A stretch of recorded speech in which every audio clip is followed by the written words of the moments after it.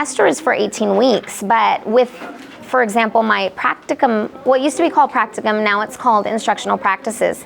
For that double block class, it's an 18-week course, but we don't have 18 weeks of solid classroom instruction because we're trying to get these kids those field experiences. So it's really a go, go, go. Like the students are surprised because we start, when announcements are over, we begin, you know, and then before they know it, the bell's ringing and they're saying, is it time to go? You know, and so we have to go. So we really only have about 8 weeks solid instruction in the classroom, and then we're already taking the kids off campus to visit the elementary schools. They're paired with a classroom teacher, and then they're able to get some of those experiences that we've been discussing. We discuss like student population, we discuss how to target, you know, the variety of students, you know, since we have like inclusion, mainstreaming in the classroom, and you know, what a teacher needs to do in order to get all, you know, not just certain kids to learn, but all kids to learn. So, you know, it's quite an experience. So these kids are, you know, they go all in. And, you know, besides that, we also take the students to a thing called Junior Achievement. So Junior Achievement, it's a nonprofit organization. And so that's something else that I had to start, not I had to, but I wanted to start doing. It was something that was thrown at me, and I knew it was a good opportunity for the students. So it's an outing for a day, and we visit an elementary school, and they're also paired. Actually, the students, I pair them up, and they go into a classroom, and they teach. Junior Achievement provides them with materials for very basic lessons. So the students study the materials, they take down notes, they go over the activities that they're supposed to do with the kids, and the regular classroom teacher sits there in the classroom, but it gives the opportunity for my students to take over and to practice classroom management and to start working with the kids in, you know, in a real field experience instead of me telling them in the classroom like, hey, this can happen, that can happen. So it's another experience. I do have students that come, like we haven't even gone to the elementary schools yet, but only to a Junior Achievement experience. And one year I had a student come to me and she said, Ms. Rod, and I was like, yes. She said, I'm gonna be a teacher. I said, what? You know, I'm like, what do you mean? Like, it was the beginning, like, of the semester. We only had a few weeks in. And I'm like, what do you mean? And she was a first-year student. She wasn't even in my third class yet. And I'm like, what do you mean? She's like, after today, after Junior Achievement, I know this is what I want to do. I said, really? And that's when I started to realize, you know, that the JA experience, Junior Achievement, the JA experience was like something big for them. You know, I mean, I knew they had fun, but I didn't really realize how impactful it could be for some students.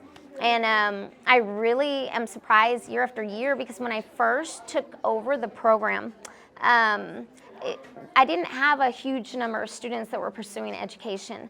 But then within a couple of years, so I took over in 2012, I would say by the year of 2013, I had quite a bit of students become teachers. I had a couple in 2012, but as the program has continued here, man, like the majority of my kids pursue teaching. So these kids, were really preparing them to think a little bit more clearly, but I know it's challenging for them because they're so young, and I mean, who really knows what you want to do by 18, 19, 20? You know, we have people in our 30s and 40s that are starting their second, third careers, you know?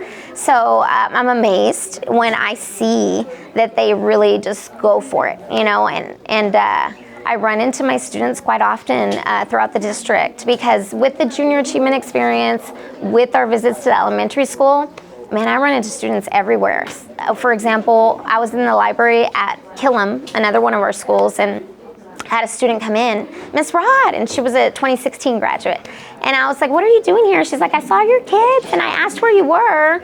And she was a substitute because she's still in college, you know, so she was subbing. So I see a lot of my students, they're substitutes or they are teacher aides because the teacher aide position is a full-time position. So not everybody chooses to do that because they have to work their college schedule around that.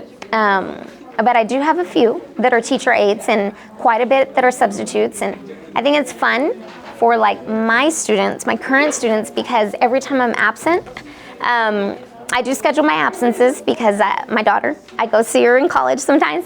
And my subs, are my former students. So I love it, like for the kids, because I tell them like, this is my student. So sometimes when I get back, my substitute will tell me, I told them that they better get that done because you're gonna be on them. So it's funny because they did the same assignments and they recall like how I am, you know, get it done, get it done. And so I think it's neat for my students to see that because, you know, they hear a lot of talk about it, but when they see other students, and I've had more than one substitute that are my former students, so they like that, you know. Or sometimes on my bulletin board back here, I have different students that have accomplished things, and one time I was absent and I didn't schedule that sub, and I asked who subbed, and they're like, it was the girl on the bulletin board.